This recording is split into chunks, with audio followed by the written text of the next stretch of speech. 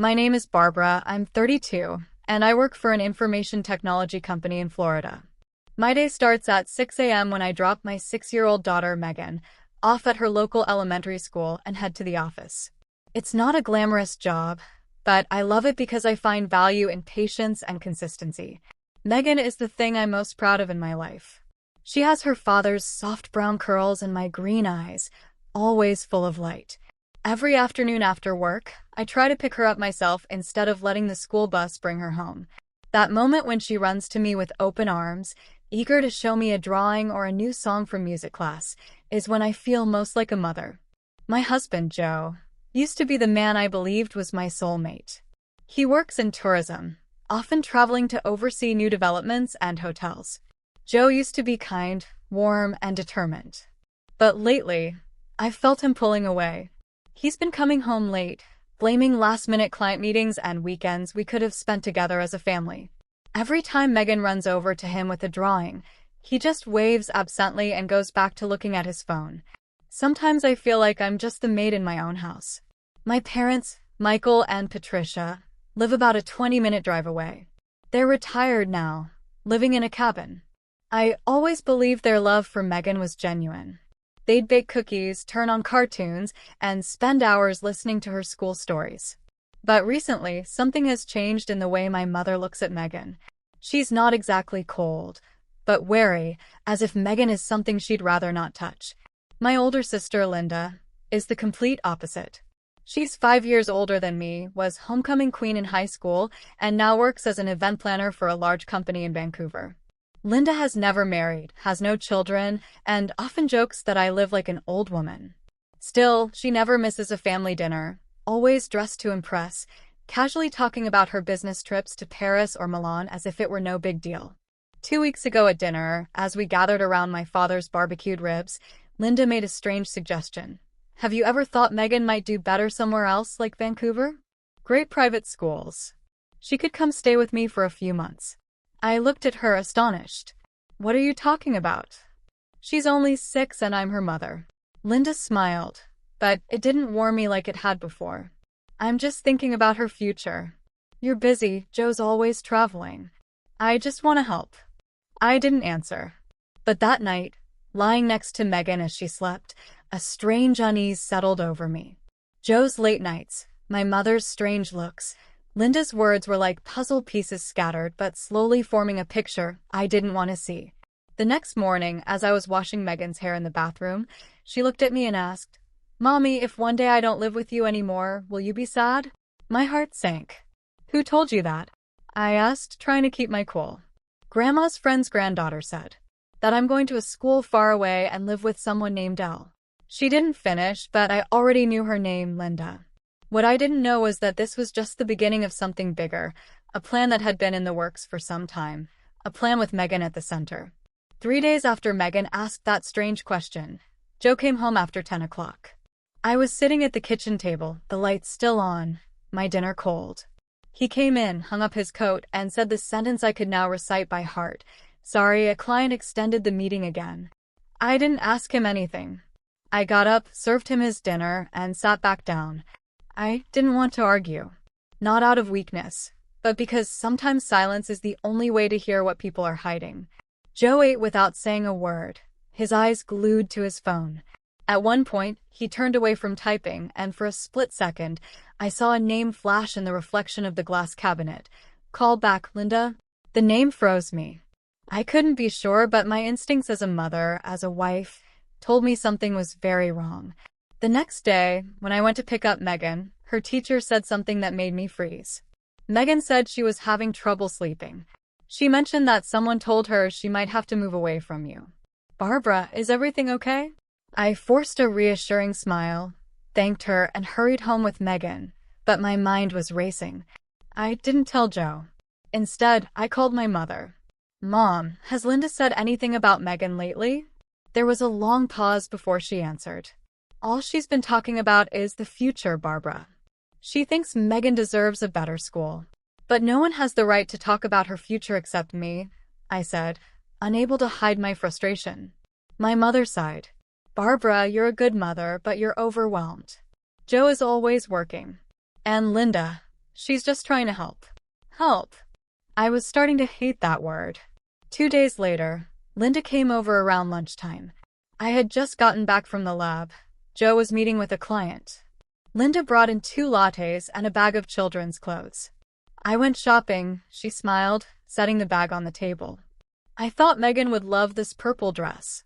I didn't touch the coffee or open the bag. I looked her in the eye. What are you doing, Linda? She blinked and laughed lightly. What? I'm just bringing presents for my niece. And trying to convince everyone that she should live with you, away from her own mother? Is that what you're doing? Linda set her cup down with more force than necessary, but kept her voice soft. Barbara, you're overreacting. You know how much pressure Joe is under. Mom and Dad worry too. We all just want what's best for Megan. The best thing is for her to stay with her mother. A wry smile spread across Linda's face. This wasn't the sister I used to know. That smile gave me chills. If you think being a mother means you get to decide everything, you're wrong. Children aren't property. That night, I found an unopened envelope in Joe's coat pocket. It was from a law firm in Vancouver. Inside were documents for a child custody hearing and a draft of a temporary custody agreement. I sat alone in the living room. The house was so quiet I could hear the clock ticking. Only one question echoed in my head. How are they planning to take my daughter away from me? Megan was asleep in her room, clutching her stuffed bunny as usual. But this time, I couldn't watch her sleep peacefully like before. A storm was coming. And it wasn't from outside, but from the very people who shared my blood. I knew I couldn't stand by any longer, because I wasn't just protecting Megan from a plot, I was protecting her from a world I once believed was family. That Saturday, my mother called, her voice full of joy. Barbara, this weekend we're planning a picnic at Crater Ridge National Park. It's not too far, only about a 2-hour drive. We're all going to walk along a little stream and watch the leaves fall. Megan will love it. I didn't even have time to respond before she added, Linda is going too. Your dad has already prepared lunch. You just need to get ready and get Megan ready. I paused for a few seconds, feeling something strange. My family had never been the outdoorsy type, and they definitely didn't plan last-minute outings in the cold fall. But then Megan jumped up in her chair, having heard the conversation, and cried, Mommy, Mommy, I want to go.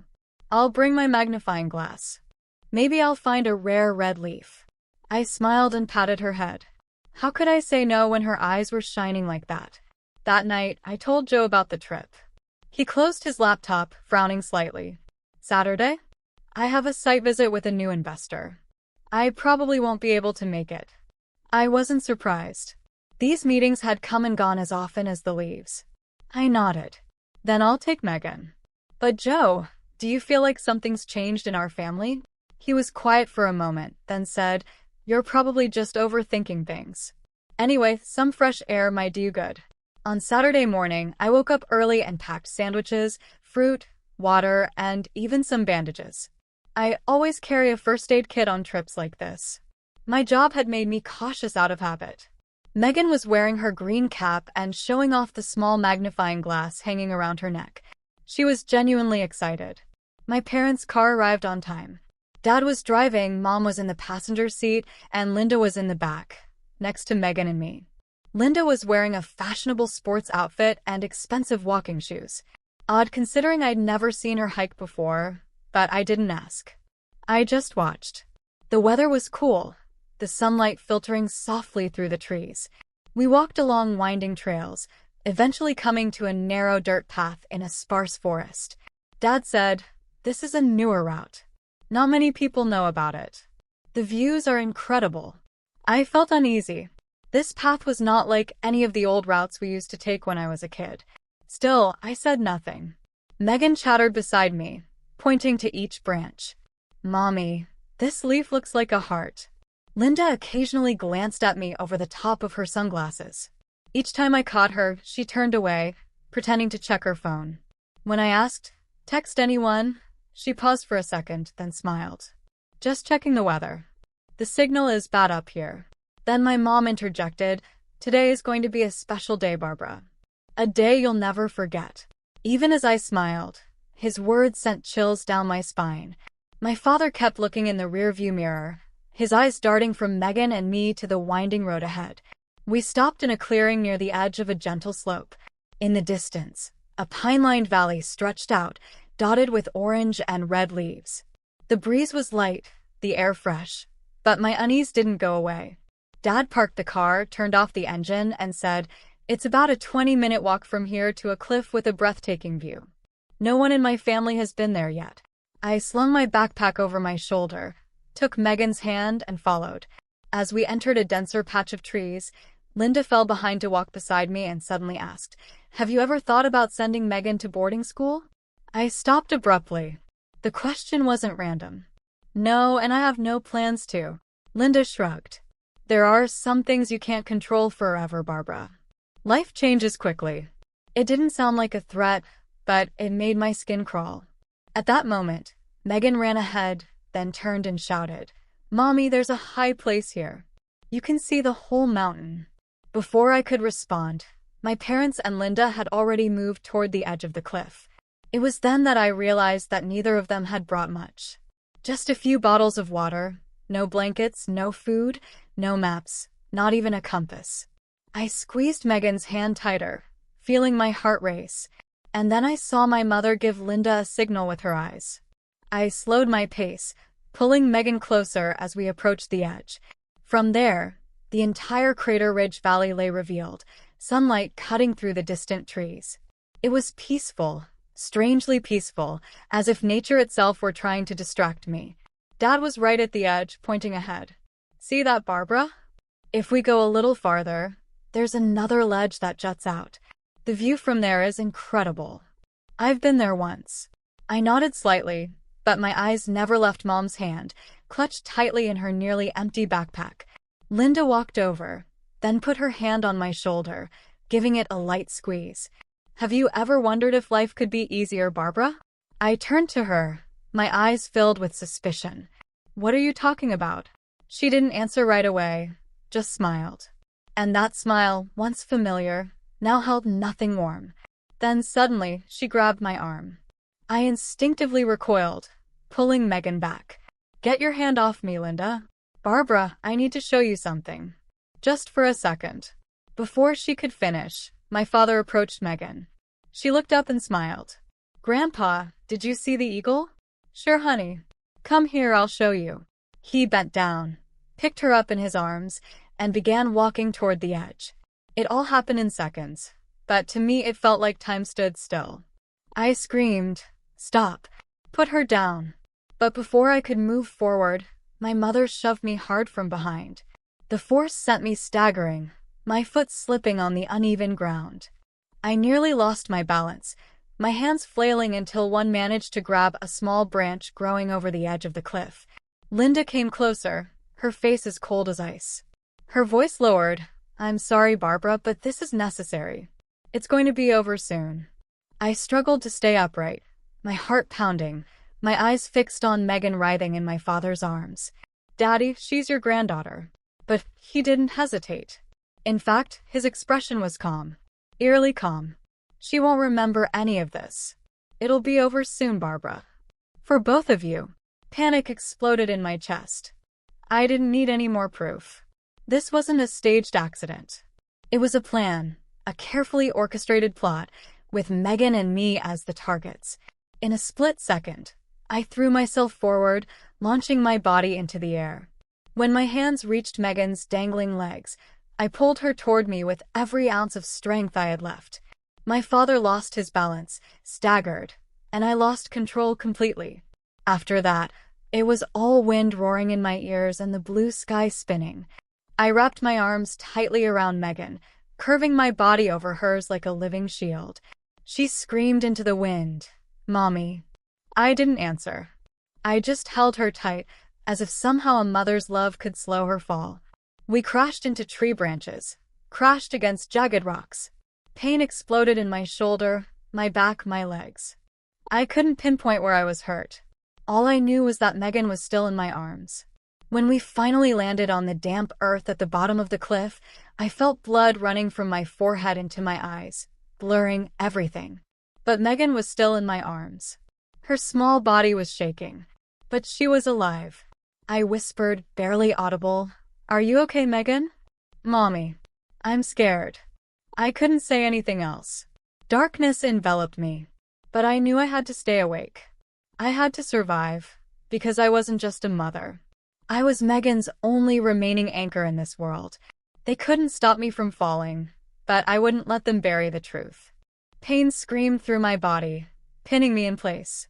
My left eye was swollen shut, my head spinning. My left wrist felt broken, and I couldn't feel my right leg. The smell of blood mixed with damp earth filled my nose. I was still cradling Megan, her breath soft and warm against my neck. I slowly opened my eyes, careful not to move too much. Trees loomed above us, their branches filtering pale light.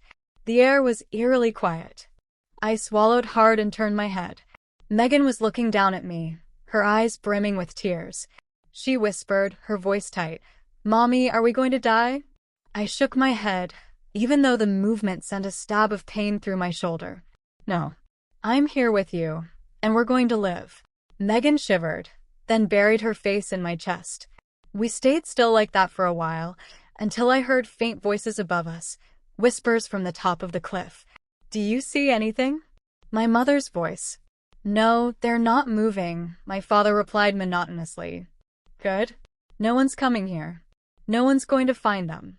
Linda's voice sounded relieved, but also strangely uncertain. I quickly pressed my hand over Megan's mouth, signaling for her to stay still. She nodded immediately, burying her face in my shirt. "Come on.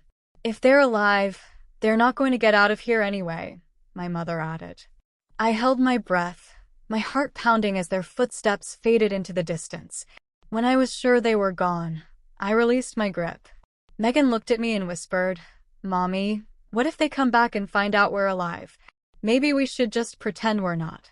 I stared at her, speechless. She was only 6 years old. Yet somehow she understood how dangerous this was. I nodded slowly.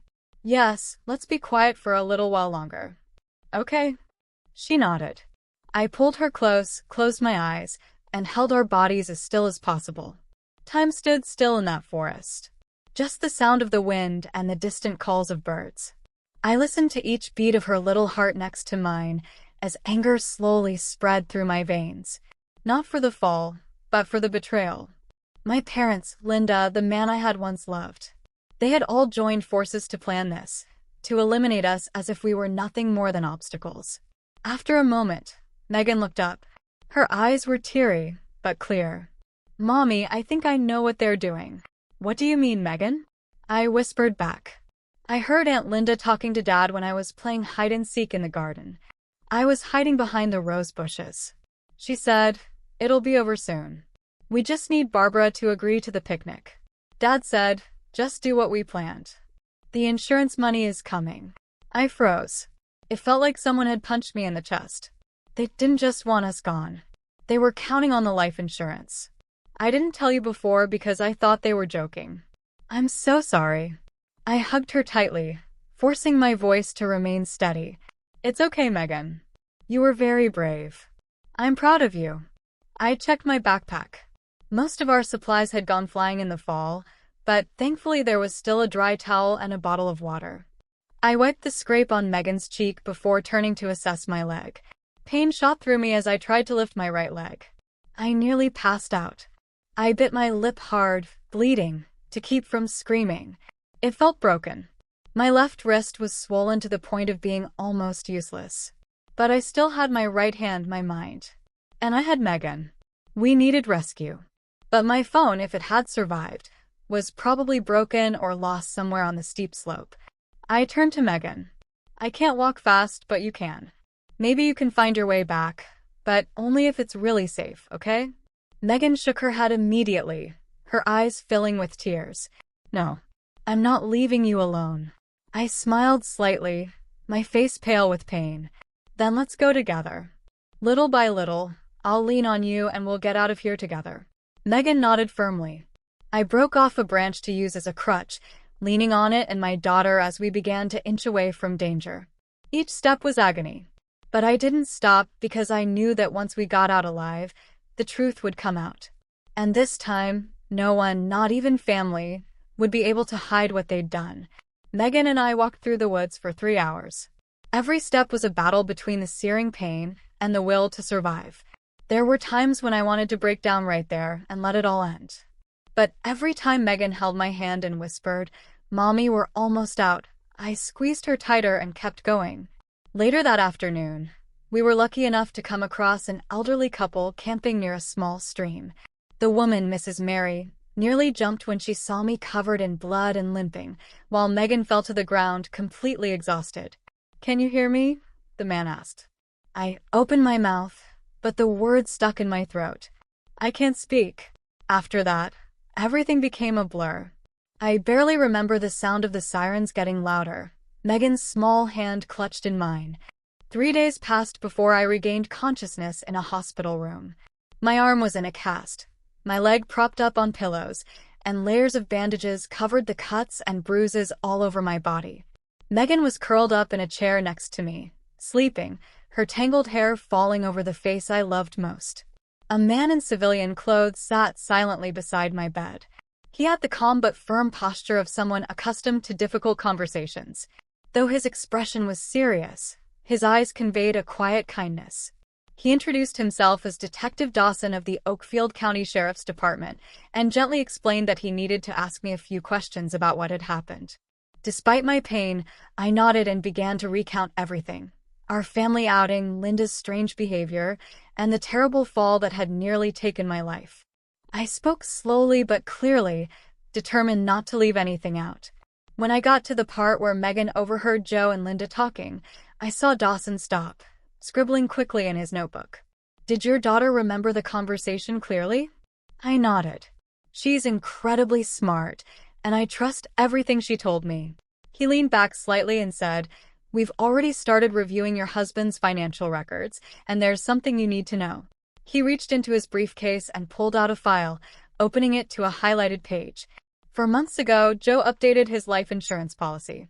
He increased it to $5 million, stating that it was for family protection in case of emergency.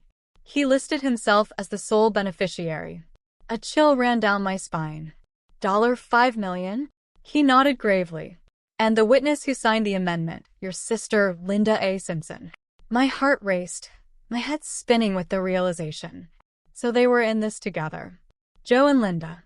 "Unfortunately, it goes deeper," Dawson interrupted. "We traced a wire transfer from your mother to Joe, made just a week before the incident.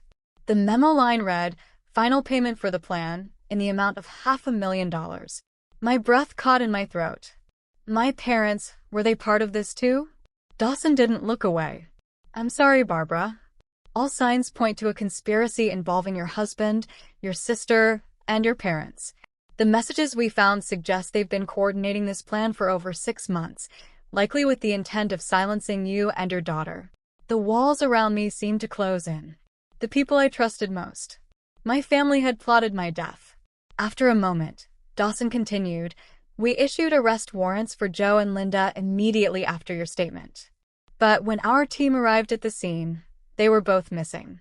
Joe's car was later found near a small private airstrip." My stomach dropped. This wasn't over. I could feel it. "Are you going to catch them?" I asked, meeting his gaze. "We've issued a federal warrant. In the meantime, I recommend that you and Megan be placed in protective custody until we can ensure your safety," he said firmly. I looked at my daughter's sleeping face, still dotted with healing cuts, and felt a surge of strength surge through me. I was no longer the scared, broken woman who had fallen off a cliff. I had survived, and I would fight for justice with everything I had. 3 days later, I was moved to a secure recovery room, with police officers on duty outside. Megan was temporarily placed in the care of a social worker while the investigation deepened. When Dawson returned, he was holding a much thicker file. His face was determined. This wasn't just a case for him. It was personal. We just got a tollbooth camera image 200 miles away. It captured Linda leaving Florida, likely headed for Nevada. We've upgraded the warrant to federal status. I gripped the edge of the bed, even though my wrist was still bandaged. "What about Joe?" Dawson flipped to another page. "He's using an alias. But here's something interesting. When we checked his flight history, we found that he booked a private flight under the name Daniel Morrison. The departure time coincided with their disappearance, but the flight was canceled at the last minute, possibly because he suspected we were onto him. I exhaled slowly. They weren't free yet. The next day, I was allowed to meet with a government-appointed attorney. During our first session, he confirmed, "We have complete financial records, your daughter's statement, and text messages recovered between Joe and Linda from Joe's old cell phone, which the police found in his abandoned car. There is enough evidence in this case to charge them with attempted murder, conspiracy, and insurance fraud." Just then, the door opened. Megan walked in with a social worker. She rushed in, throwing her arms around me, her face lighting up despite the bandages on her cheeks. "Mommy, I told Detective Dawson everything. I remember everything." I blinked in surprise. "You gave a statement, Megan?" She nodded, then looked at Dawson, who had walked in behind her. He smiled. "This little girl is so smart and collected." Our investigators were impressed. She related everything she heard, Linda's phone call with Joe, and even the conversation between Miss Patricia and Mr. Michael about how everything would be fine if Barbara just didn't make it. I looked at my daughter, torn between grief and pride. She was only 6 years old, but she was the key to unlocking everything that was hidden. "Were you scared?" I asked softly. Megan shook her head. "No. I just thought that if I told you the truth, you wouldn't have to be scared anymore." I held my daughter tight, feeling each small breath begin to settle against my chest. It wasn't over yet, but I knew we were finally heading in the right direction. 2 days later, the police found Joe hiding in a small, cash-only rental cabin on the Nevada border. They raided the place at dawn and arrested him as he tried to burn papers and destroy his laptop. Linda was arrested later that afternoon at a roadside gas station. She was trying to trade vehicles under an unofficial arrangement, but was spotted on a security camera. That evening, Dawson gave a brief update. They're both in custody and being extradited back to Florida. As for their parents, Michael and Patricia, we've issued subpoenas. They were recorded on a call with Joe discussing a split agreement. It's undeniable. I stared out the hospital window, the late afternoon sun casting a soft light through the trees. For the first time in weeks, I didn't feel afraid. 3 days later, we were officially released, but the police advised Megan and I to move into a secure witness protection residence until the trial. In a closed press conference, the police confirmed that the evidence confirmed this was a coordinated murder plot to obtain a $3 million life insurance payout. The 6-year-old girl was not only the only surviving witness, but the key to unraveling the entire plot. I held Megan's hand tightly as we watched the broadcast on TV. We were in an unfamiliar place under 24/7 protection. But for the first time, I didn't feel alone, because now the truth was finally on our side. 8 months after Megan and I survived the Crater Ridge crash, the trial of Joe, Linda, and my parents officially began in Oakfield County Court. The entire small town was buzzing with disbelief. No one could imagine that a seemingly perfect family was now facing attempted murder charges. On the first day, I arrived in a wheelchair, my arms still immobilized by a fracture that hadn't fully healed. Megan sat next to me, holding my hand, wearing a sky blue dress she'd chosen because it was Mom's favorite color. I didn't cry, and I wasn't afraid. What I brought to the courtroom was the truth and the unwavering strength of a mother who couldn't be broken by betrayal. Joe walked in wearing a gray suit, expressionless. Linda followed him, her hair tied up neatly, her eyes sweeping over me as if I were a stranger. My parents, Michael and Patricia, kept their heads down, avoiding eye contact with everyone. I was used to that look. I'd grown up with it. The prosecutor began with a damning indictment, presenting detailed evidence of a murder plot, insurance fraud, and child endangerment. Each fact cut like a knife, but I remained calm. I had survived to expose this truth. I was called to the stand on the second day. The courtroom was silent as I recounted it all. The trip, the fall, the excruciating pain, and the unforgivable betrayal. I didn't cry. My voice was steady. I looked Joe in the eye and said, "You didn't kill me, and you'll never get what you wanted, because Megan is not something you can trade for money." Linda kept her head down. She never even looked at me. That day, Megan also testified, but via pre-recorded video, since she was still under child witness protection. On the video, her voice was small but clear. I heard Aunt Linda tell my dad that Mommy and I wouldn't be here anymore if everything went well. I was so scared, but I trusted Mommy. She protected me.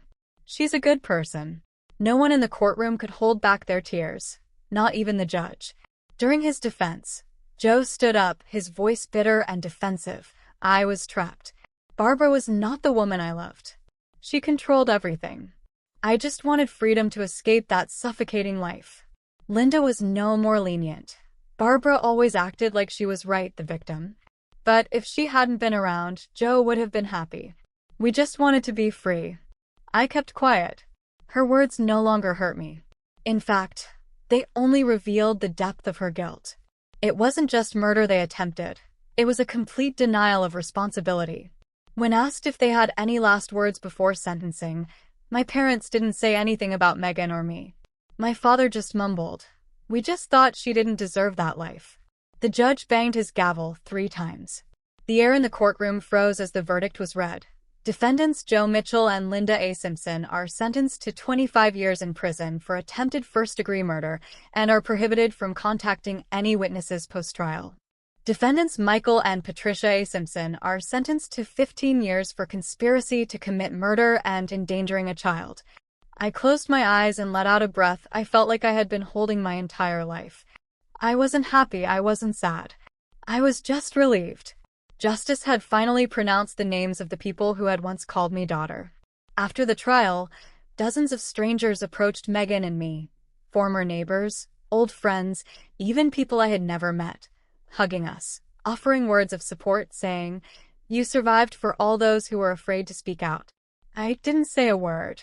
I just leaned over, hugged Megan tightly, and whispered in her ear, "We did it, Megan.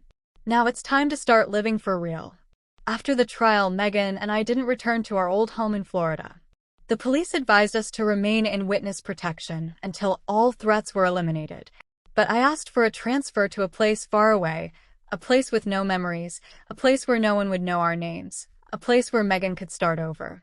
With the help of my lawyer and a support group for survivors of domestic violence, I reconnected with an old friend, Lucy, a high school classmate I hadn't spoken to in almost a decade. When she heard what had happened, she didn't ask for details. She just said on the phone, "Come here. Stay as long as you need." Evergreen Valley, Colorado, greeted us on a spring morning. The snow hadn't completely melted, but new growth was already poking through the ground. Lucy lived with her husband and 2 young children in a cabin on the edge of the woods, about a 15-minute drive from town. The air was peaceful, eerily quiet, and for the first time in years, I watched Megan sleep through the night without waking up. I had started working part-time at a small startup owned by Elisa. She was an older woman, stern but compassionate. During our first meeting, she looked at me for a long moment and then said, "I don't need to know your past, but I see the wariness in your eyes, and that's what patients need. If you're willing, there's a job here." I nodded, unable to hide my gratitude. The work wasn't much, but it gave me rhythm again. The sound of blood pressure monitors, the click of drawers, the smell of antiseptic. These things gave me a sense of control after so long drowning in chaos. Megan was enrolled in a small elementary school down the street from Lucy's house. At first, she was shy, quiet, often sitting alone during recess. But a few weeks later, her teacher called me and said, "Today, Megan drew a picture of her family." It was a little girl holding hands with a woman standing in the sun. When I asked her, she said, "That's me and my mom," because we walked through a very dark night. I was silent for a long moment, my eyes burning. Then I simply said, "Thank you for telling me." Megan and I began seeing a trauma therapist once a week. Her name was Dr. Anna Young, who specialized in working with survivors. She didn't ask direct questions. Instead, she let Megan draw, play with sand, and describe her dreams in the simplest of words. To me, she simply said, "Don't force yourself to forgive. Focus on the only thing worth holding on to: survival." Week after week, I watched Megan smile more. She started telling me stories from class about how Jake spilled milk on his shirt and didn't cry, or how the teacher read books in a funny voice. Simple things, little things. But to me, they were proof that she was becoming a kid again. One Friday afternoon, I was cooking dinner with Lucy in the cozy kitchen when Megan came running in, her cheeks pink from the wind. "Mommy, we're going on a field trip tomorrow." The teacher said, "You can go if you want." I looked at her and suddenly remembered myself in the woods, my hands bloody, my back aching, never letting go of my daughter for a second. I smiled. "Of course I'll go. You and me, we always go together." That night, after Megan fell asleep, I went out onto the porch, leaned against the wooden railing, and looked up at a sky full of stars. I thought about everything I had lost, a family that no longer felt like one, a marriage that had once seemed perfect, and the people who had once called me daughter, sister. But then I thought about what I still had, a brave little girl, true friends, and a second chance. In a place where no one knew my name and where I could live without fear. I closed my eyes, took a deep breath, and for the first time in years, I felt light. It happened naturally, as if everything was quietly falling into place without either of us noticing. The first person to strike up a conversation was Mr. Thomas Silas, Megan's school principal. I'd met him at a parent-teacher conference about 3 months after Megan started at Evergreen Valley. Thomas was tall, with gray hair and kind eyes behind wire-rimmed glasses. He radiated patience and warmth, qualities I hadn't seen in a man in years. After the meeting, he caught up with me in the hallway as I struggled to untangle Megan's jacket from the doorknob. "You're Megan's mom, right?" "I'm Thomas Silas, the principal. I just wanted to tell you what a wonderful student she is." I smiled, still a little defensive. "Thank you. She's trying really hard to keep up." He looked at me for a moment and then said gently, "You don't have to explain anything here. We don't care about anyone's past. All we care about is that Megan smiled on the playground today." After that day, I saw Mr. Thomas more often when I picked Megan up. At first, we exchanged brief greetings. Then our conversations became longer, deeper. I told him about my job at the startup, about Megan, and our journey. He told me about his years teaching math before becoming a principal, and why he chose to stay in a small town instead of moving to the city. Thomas never asked about the scars on my arms, or why Megan sometimes woke up screaming at night. He just listened when I was ready to talk and was silent when I needed space to heal. Megan's 8th birthday arrived on a day of gentle snow. I had planned a small gathering in Lucy's backyard, but Lucy secretly invited neighbors, my coworkers, and even Mr. Thomas and a few teachers from school. Megan wore a light green dress. She ran around the yard amid laughter, balloons, cake, and colorful gift boxes. Her face glowed like the winter sunlight. I stood in the kitchen, watching through the window as Thomas knelt down to help Megan tie the scarf that was slipping around her neck. They were both laughing. And for the first time in my life, I didn't feel left out. After the party, as the guests slowly said their goodbyes, Thomas stayed to help clean up. I was putting the dishes in the sink when he handed me a small envelope. "This is a small gift from the school. We do this for all our students who have fallen on hard times. Nothing major, just a few movie tickets and a new book." I took the envelope, so moved I almost cried. But Thomas didn't leave right away. He stood there for a moment, then looked at me seriously. "Barbara, I don't know what brought you here, but I do know this. What you and your daughter have brought to this place is something truly special. Strength, hope, and kindness." I said nothing, my fingers tightening around the envelope. "Do you believe that family can be something we create, not just something we're born with?" Thomas didn't answer right away, but the look in his eyes, deep and gentle, was a more perfect answer than any words could have been. That night, as I tucked Megan into bed, she took my hand and whispered, "Mommy, can I call Mr. Thomas Uncle? He's kind, like he's part of our family." I smiled softly and nodded. "You can call him whatever you want, honey, as long as you feel safe and happy." I stood silently by the bedroom window, watching the snow fall outside on the porch. Each white flake drifted down as if it were gently covering the remains of everything we had left behind. And I knew Megan was right. Family doesn't have to be the people we share blood with. Family is where someone waits for us to come out of the darkness with kindness, patience, and unconditional love. And I had found that kind of family in Megan's eyes, in the embrace of friends, and in a man who had gently tied a scarf for an 8-year-old girl with all his heart. Barbara and Megan went through unimaginable hardships and situations, but in the end justice was served. even if it doesn't erase the trauma they went through. It doesn't matter if they are related by blood, because in the end, family is the one we decide to love and care for. What did you think of Barbara's story? What would you have done in her place? Tell us in the comments. If you liked Barbara's story, please like and share this video and subscribe to the channel for more amazing stories.